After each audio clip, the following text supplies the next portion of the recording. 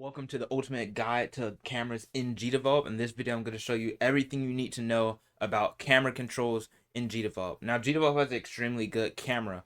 Now, before we get into making the camera follow the player with the first basic action, what I have here is a basic scene of a platform character and the ground that it touches. All I did is create a new object and put a platformer object behavior on it, and then you can create a ground object and put a platform behavior on it, and then you'll have a scene like this. Now we're first going to get into the most basic thing, which is making a basic follow camera, a camera that just always follows the player. So how do we do that? Well, we're going to need to go into our events first, and we're going to add a new event. Now, since we want the camera to always follow the player, we don't want to add a condition. It will just keep it blank, which means it'll always happen. And then we want to add a new condition. Now, in order to make it follow a camera very easily, we'll make it follow a player very easily. You can click into the player and then type in camera. You'll see that you have an action that centers the camera on an object. And of course, you want to put anticipate the movement of the object. You should just always have this checked. There's no reason not to have it unchecked. And we want the layer we want to follow on this is the base layer. That's because our camera's on the base layer. And the camera number, you can have actually several cameras in Gdevelop, which is mainly not really used like that. But by default, the camera number is 0, so you don't have to do anything here. I'm going to hit OK. And if I preview, you'll see that if I move around, my camera actually follows my player now. But you see that we have a slight issue, and I showed this on purpose. You'll see that we have like a jittering issue. If I'm moving, I'm not moving 100% smoothly. I'm kind of jittering, and that can sometimes happen with the camera in Gdevelop. But that's why we need to change a setting in our properties. So the way that you do this is you can go into your project manager in the top left corner, go into properties, and scroll down, and you'll have what you see round pixels when rendering. Now, this can lead to a choppy effect depending on your game. You have to test it. If it doesn't lead to this choppy effect, you can keep it checked. But in our case, we can just put don't round the pixels and put nearest no anti-aliasing. This is good for pixel perfect games. You don't have to put round pixels. So now if I apply and hit preview, you see that there's no more jitter effect. It's just completely smooth. So I want to show that on purpose because that is a common issue that many people don't know how to fix. So now that we have that, that's a basic, like a very, very, very basic camera. Now, how can we give that a little bit more flexibility? Let's say I only want to follow my camera on one axis. Let's say I only want to follow it on the x-axis. How will we accomplish that? Well, we want to get rid of this. We want to get rid of this. So I'm going to delete that action, and I'm going to add a new action. Now I'm going to go into other actions, and we only want it to follow the player on the x-axis for this example. So if you scroll down in other actions, you'll see you have layers and cameras. And not only can you center the camera on an object like we did earlier, you can also only center the camera on an object's X position. Now the value that we have here, the value that we want to put is the player dot X. Now there's a slightly better way to do it because remember the origin point is in the top left corner of an object by default. But we actually want to center at the player center, not the top left corner. So we're going to put player dot center X, and this will automatically get the center of the object. Once again, we're going to use the base layer, and the camera number is going to stay the same. Now, if I preview, you'll see that my Y position on the camera, this never moves. And this can be quite useful for certain games, especially like a runner game, where you don't want to always follow it on the Y axis, or it could be vice versa. You may not want to follow you on the X axis either. So that's how you do that. So now that we have a little bit more flexibility, many of you are probably going to be wondering, how do you make the camera smooth? How do you make the camera just move very smoothly? Now, you could program this manually. It's not actually too hard to program manually, but you could also use Gdevelop's extensions, which are extremely useful to do things and accomplish them way faster. So I'm going to go into the project manager and then go into extensions. And you'll have, of course, a bunch of extensions in this window. So I'm going to type in smooth camera. And this is made by D8H, a very good extension creator, so make sure to go check him out when you get the chance. So I'm going to install this into the project. And now when you install the smooth camera, of course, nothing's going to happen by default. You have to actually add it to the player. So I'm going to go into untitled scene. I'm going to go into our player here, and we have to add it to the behavior to the player. Now, if I go into the behaviors tab, we need to add a new behavior. And if you scroll down, you'll see that we have smooth camera. Now we have smooth camera, and then we have smooth platform camera. So you'll see that this smoothly scrolls to follow a character and stabilize the camera when jumping. You should use this when you have a platformer character. Now, if you just have like a top-down character, you don't need to do this. You don't really need to do this.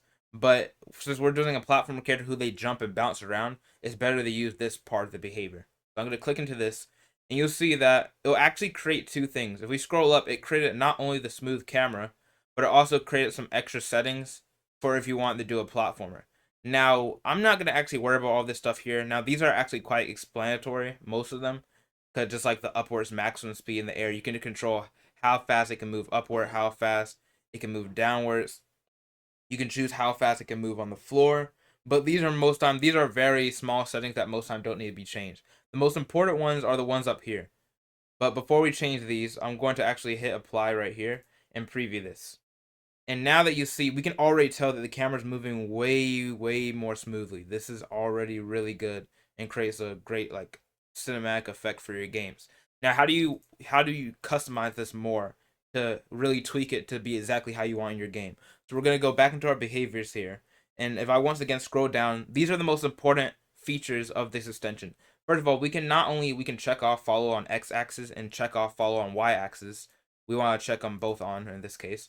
But we also have these ratios. Well, we have these catch-up speeds and ratios per second. So we have upwards catch-up speed, downwards catch-up speed, rightward catch-up speed, and leftward catch-up speed. You can change these. Now, since it's going by a ratio per second, you don't want to make this 1 or anything above 1. Because if it's 1, it won't really have a catch-up effect. And anything above 1, it definitely won't have an effect. So it always has to be in between 0 and 1. It shouldn't be anything else. So the most important ones that I like changing are the leftward catch-up speed and the rightward catch-up speed. Now, generally, as a good practice, these should be the same because you wouldn't want it moving fast in one direction, like left, and then it's moving very slowly in the other direction. But you could play around with it if you like, but you should just keep them the same as a general practice. So now that you see, if we make the number smaller, the camera catches up much slower. It takes a while to catch up. So that's basically what happens. If you make these values smaller, it'll catch up slower. Simple as that. And once again, you can change that for the upward one if you want to, but I'm not going to spend all my time doing that here. I'm going to change these back to the defaults because those were fine. Now, the next thing we want to learn how to do is like, how do we add a camera shaking effect, a camera shake effect? And those are really good for like showing impact. Like if something really powerful were to hit the screen or something, you may want to shake the camera. It can be a really cool effect for polishing your game. So once again, there's another extension for this, and this I'm pretty sure it actually cannot be done without extension. Of course, you have to manually program the movements. So it's better to use an extension here. That's what Gdevelop has extensions for. We're going to go back to the project manager and go into the extensions. And here, let's type in shake. Let's type in shake. And you'll see that we have camera shake. You can also shake an object, but we don't want that. So we're going to use just the camera shake. And this is made by Victress Games D8H and Fuzzy. So I'm going to install this into the project. And once again, when it comes to the camera shaking effect, we don't have to add this to an object. So we're going to go back to the events. And let's say if I press the M key, or let's say the S key, we want to shake the ground, or shake not the ground, the camera. So first of all, we need a condition. So the condition is when S key is pressed. So I'm going to go into other conditions, keyboard, key pressed, and then we can check if S key is pressed. Now we don't want to just be able to hold and keep pressing it, so I'm going to put trigger once. So the event will only be triggered once while it's true. And now that we have that, now we want to shake the camera. So I'm going to add an action here. If I go into other actions, you scroll down, and now in the camera tab, we'll have the camera shake. And what's important here is this right here, we can shake the camera, but you also have a camera shake configuration, which we're going to get into later. Now I'm going to put shake camera, and the duration, most of the time you'll want it to be quite short unless you want to like have a really big earthquake or rumble effect. I'm going to set the duration as equal to 0.4. The ease duration is kind of like if you've ever used tweening. It eases into the shake. It just won't immediately start the shake. But of course, you don't want to make your ease duration higher than the actual duration of your shake itself, or you'll never have a shake. So let's say we want to have it 0.1 in both. So it'll ease out of it in 0.1 seconds. So it'll ease into it in 0.1 seconds. It won't just instantly start and stop. So I'm going to preview this. And if I press S now, you'll see that the camera starts shaking.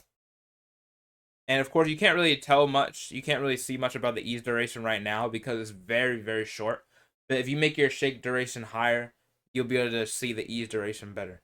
Now, another thing is you're like, okay, that's a generic shake. Like, what if I want to make a much more violent shake? or maybe one that's not as violent. Well, that's where the camera shake configuration comes in. So I'm going to add a new event, and I'm going to add a condition at the beginning of the scene because we want to configure these settings at the beginning of the scene. So I'm going to put scene at the beginning of the scene, and now we have that. I'm going to drag this up here. It really doesn't matter what order it is in this case, but I just like doing that. Now that we have that, I'm going to add an action, and the action that we want to add is we have camera shake, and then we have the camera shake configuration. Now we'll have all of these settings. We're not going to go into all of these here because, like I said, a lot of these are self-explanatory and very easy to use. But some of the most important ones are the ones that have the amplitude, and the amplitude basically controls the power of the shake. Now the amplitude and the angle, it'll change how much it'll be changing in the angle because really it's changing slightly. We also have the frequency, which basically it changed the number of back and forth. It says right here, change the default number of back and forth per second. This is a great way to make it more violent. I'm gonna set it to like something extremely high and see how it looks like, what it looks like. So I'm gonna preview, and let me see now. It's not that much more violent, so I'm gonna make the shake actually last longer as well, so it's easier to see. I'm gonna set the frequency to be equal to 1,000. And let's see how this looks. You'll see that it's doing a lot. It's doing a lot, but we need to change some more settings. We want to make it look more as a violent shake. So I'm gonna add another action for the camera shake configuration. And I'm actually kind of playing around with some of these myself because there's so many options that you can choose from. I'm gonna change the translation amplitude to be equal to like 30. I have no idea how this is gonna look really. So let's see how this looks. I'm gonna press S. And basically that makes the camera move more from the center because as you saw from earlier, the shake kind of stayed within the center, but the higher you make these values, it'll stray away from the center and produce a much more violent shaking effect. So translation and the frequency can produce a really great effect. I'm going to try one more. We're going to go into the camera shake configuration, and let's change the default rotational one. I guess the camera, I can predict probably that the camera will be shaking more off the center. It'll be rotating more off of its natural angle. So let's see how this looks. I'm gonna press S. Yep, and you'll see that it rotates a lot more. That's actually an extremely cool effect that I look at it. It's always fun to play around. This is probably one of the best camera extensions you can ever have. So it's really good for making a dynamic camera shake. So that's how you do camera shaking. I'm gonna actually deactivate both of these by press. Well, I'm not gonna deactivate that one, but I'm gonna let's just keep these for now. Now another thing that we can do is we can actually rotate the camera. We can just like rotate the camera. Like let's say you want to make it upside down. How would we make the camera have an upside down feature? Extremely easy. Once again, we're going to start with a key press that will trigger this. So I'm going to add a new event. I'm actually going to copy and paste these two conditions right here. And then instead of S key press, we're going to put the R key press. We're going to keep that. Add an action. And then what we're going to go into is other actions and go into our camera. And you should see where it says camera rotation. Let me see where it says. Yeah, angle of the camera of the layer. And the value, let's say if we want to make it upside down. Remember, we start off at 0. So if we want to make it the opposite of that, we're going to put 180 because it's 360 degrees. So halfway would be 180. We're going to keep it on base layer. And we're going to put the camera number as 0. Well, we can just keep it the same because that's what it is by default. So let's preview this now. And you'll see everything is fine right now. But if I press R, it's upside down. And this kind of effectively makes reverse controls for a game. This does reverse controls. So this is already a really cool effect. That's how you do camera rotation. Extremely easy. You can rotate your camera however you like using this. Now, another thing, not the last thing, but close to the last, is we have camera zooming in. We can zoom in with the camera. So how do we do this? So this is very simple on the surface, but slightly more complicated if you want to make it look smooth. So let's start with the one that doesn't look that smooth. We're going to add a new event. Once again, we're going to set a trigger key. So I'm actually going to copy and paste this event right here and delete the action. And the trigger key for this zoom in, since this is zoom, I'm going to put Z so it's easy to remember. And I'm going to add an action. You can already predict we're going to our layers and cameras. And now that we're in here, you'll see that we have a camera zoom option. So the value, you'll see that the initial zoom, basically the default is 1. Anything less than 1 will zoom out, and anything more than 1 will zoom in. So if I set the zoom to be equal to 2, that means you'll zoom into 2 times the initial value because it's 1. And of course we want the base layer, and we click OK. And if I preview this, if I press Z, you'll see that it zooms in. Now that's nice and all. It does create a zoom in effect. It did successfully do that. But many times, and it's very common with zooming in, you would probably want to do it more smoothly. Like you would probably want to slowly zoom in. So what we're going to do is tween the value. Now, in order to tween it, you can't just control the camera zoom without a variable. We need to set the camera zoom to a variable and then start changing that variable. So let's start with that first. Now, I'm going to delete this action. I'm going to delete this action right here. And I'm going to go into our project manager, go into our scenes, our untitled scene, and then we're going to edit the scene variables. So I'm going to add a new one. And since zooming in is a value, a number value, we want to set it equal to a number variable. So we're going to put number as the variable type, not Boolean. We're going to put number. And by default, this is going to be equal to 1, of course. And the variable name, I'm just going to call it zoom. Going to hit apply. Now, we want to set the zoom as always being equal to this variable. So what we can simply do is don't add a condition because we want this to always happen. Add a new action and go into our other actions, and we can check where it says go into our layers and cameras and go into camera zoom. And instead of setting this equal to just a regular value, we can set it equal to the variable zoom. And since it's scene variable, all we have to do is put zoom and it'll automatically know. So now that we have that, now we want to slowly change the value. We want to slowly change the value of that zoom variable to be equal to 2 now. Now, you can't just regularly tween a variable value. It's not, that's not how it works.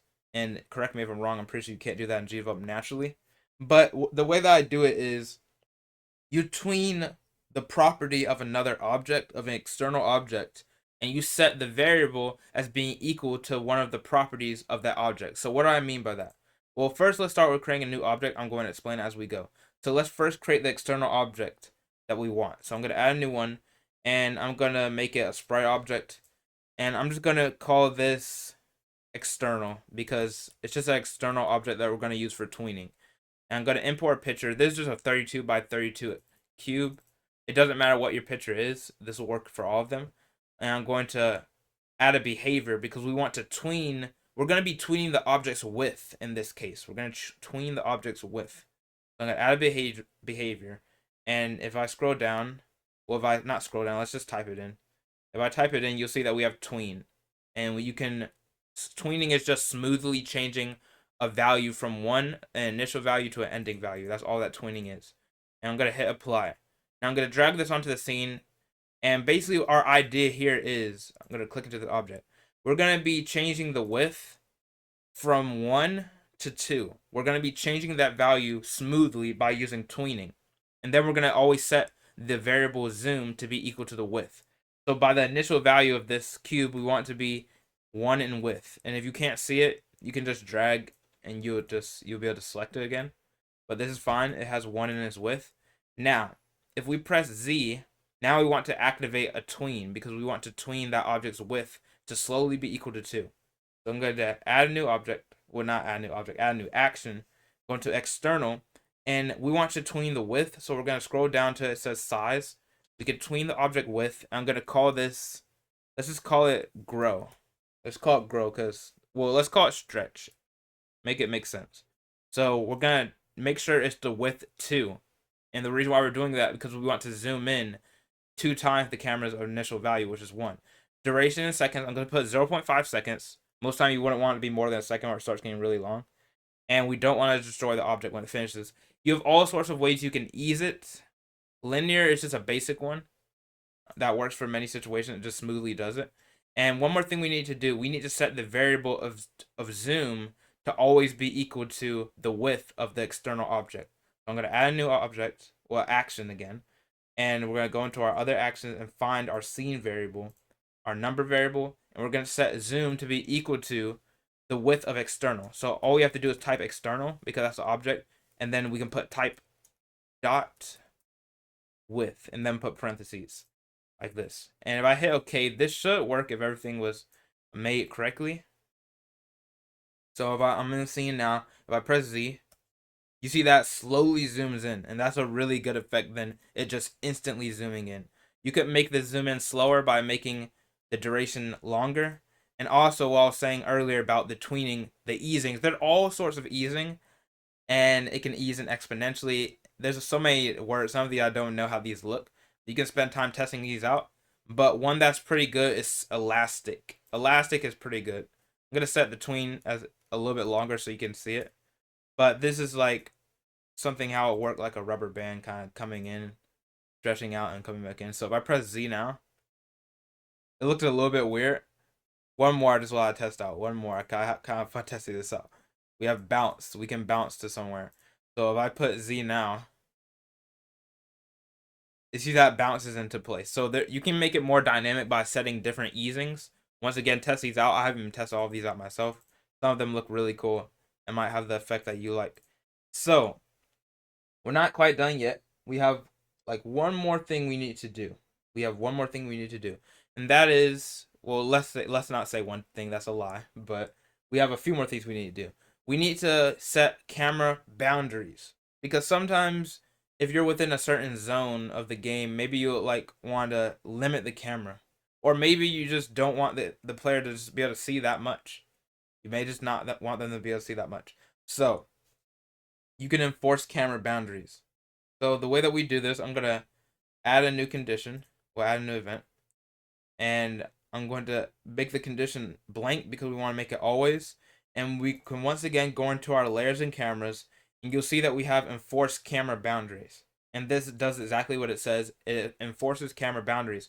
Now you have all of these right here. You have the left bound, X position, top bound, right bound, bottom bound, all of those. So these are quite self-explanatory. This X position right here, it will set the left boundary, how far it can go left. And this will set how far it can go right, how far it can go up, and how far it can go down. So if I set all of these to 0, well, let's not set all of them to 0. Let's set the left bound to be equal to 0. Let's set the top bound to be equal to like 400, because that's much less. Let's set the bottom bound to be equal to negative. Well, let's set that equal to negative 400, because in Gdevelop, the higher you go, the lower the y value you get. So let's set that equal to negative 400, and let's set this bottom bound equal to 200. Set the right bound equal to like 800 or something. Now these are like really random values. I have no idea how this is gonna look. I have no idea. And just so we can, let's preview first. Let's preview first. And you'll see that I can't see anything right now. I literally can't see anything, and that's because we made the boundaries just we're doing way too much with the boundaries. So a great way to set the boundaries up, you can go into your scene, and if you look in the top, not the top, the bottom right corner right here, you'll see that we have this value constantly changing, and that's showing our X and Y value in our scene. So if I scroll around my cursor, you'll see the X value right here is 200. So let's first of all set a ground that's near to this location. Let's set a wall here so we can see the camera boundaries if they're actually being enforced. And then let's also set one right here. And let's just test the camera boundaries. Now we're not going to use, for this example, I'm not going to even use a bottom or top one. So we're just going to set these as blank. You can actually just keep them blank. They don't have to be anywhere. So if I hit OK, they can actually stay blank. I don't believe anything will happen. But if it does, I'll be looking kind of stupid. So let's just set these as just blank and set the right bound, well, left bound to be equal to 200. And we can set the right bound. Let's look at this one right here. If I look at the X, is about 940. So I'm going to put the right bound to be equal to 940. Let's see what happens with these boundaries. This may or may not work right. So you see that since we didn't set those values for the bottom bound, it's kind of like you can't even see the player completely. So let me set that bottom bound to be negative. That's not negative. 500. Let's set that equal to like 575. Let's set that bottom bound equal to 575. And preview this now. And now I can actually see the ground. Now, if you do a little bit of experimentation, they're not exactly like, the camera won't line up exactly how you want it to be set. Just like we can see much further than 200. in terms of our left position. We can see much further than that. So they don't work exactly how you line them up, but they're kind of close. So it's a good way that you can test them out and line them up and limit your camera view. So that's how you enforce camera boundaries. Pretty easy stuff right there. And one more thing I want to show you, because this is very important, and this is dealing with camera layers. And I just disabled this as well just to show you that. But it's dealing with camera layers, or just layers in general. Now, what if you want to make UI? What if you want to make a UI object that doesn't move with the camera? You'll see that if I add, another piece of ground or something, no matter where I go, like it won't stay put. How do I make an object stay put? Now it's quite easy to make an object stay put. All you have to do is add a new layer. Add a new layer, and you can call it. Let's call it UI for example. Then you can click into the object and click into the UI, and preview this now, and you see that stays put. It stays put. So you may be like wondering, okay, after this, how do I make more layers without them moving? Like, let's say I want to make several layers that the camera follow. Also a very easy solution. So you can go back into your events and you'll see that, well, we don't have an event for this right now, but if you want to, you could make any object. Let me put in, let's see a good example. You could put in another ground object. Let's put this object right here. Well, by default, let me not say it like that. I'm actually messing up my own stuff. If you want to make it follow several layers, just set a new layer, and you can put the camera will always follow a certain layer. You can put the smooth camera on every object in that layer. I recommend you use object groups for that. But that's basically what you do for it. You would make a new layer, add an object to that layer, and just add the same smooth camera behavior to that layer as well. Now, if this doesn't work, I feel like I'm getting something wrong here. God, maybe sometimes I just kind of trip out and just say random stuff. This may or may not like be working or not. But you can center the camera on several layers if you want that to happen. But that's basically camera controls in Gdevelop. That's how you do everything related to cameras in Gdevelop. Once again, if you enjoyed the video, make sure to like, subscribe, comment, hit the notification bell, and make sure you never miss on any of my new videos. We have a very, very big tutorial coming up. Even for beginners, it's for beginners. And even if you're not beginners, it's for the complete fundamentals of game development without coding. So make sure you stay tuned for that tutorial. Also, make sure to comment down below what tutorial ideas you would like to see in the future, and they may be making their way to Q the Game Dev channel. So once again, if you enjoyed the video, make sure to subscribe, and also I'll catch you in the next tutorial. See ya.